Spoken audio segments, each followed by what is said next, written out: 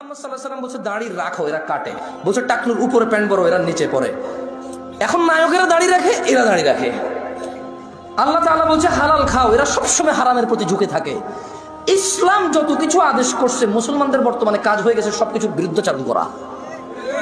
ওয়াল্লাহি যদি শুকর খাওয়া হালাল হতো, কেউ শুকর খেত না, গরু খেত সবাই। যদি মদ খাওয়া হালাল হতো, এই মুসলমানরা মদের প্রতি এত আকৃষ্ট থাকতো না, সবাই পানের প্রতি থাকতো আকৃষ্ট।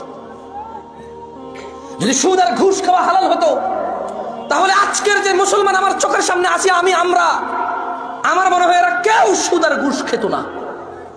ওয়াল্লাহি যদি নামাজ পড়লে পাপ হতো, তো ফজরে তুমি মসজিদে জায়গা দিতে পারতা না। গান শুনলে পাপ হয়, কনসার্টে জায়গা হয় না। গান শুনলে পাপ হয়, কনসার্টে জায়গা হয় না। সিনেমা দেখলে পাপ হয়, ইন্টারনেটে মিলিয়ন বিলিয়ন্স ভিউ হয় ওইটার।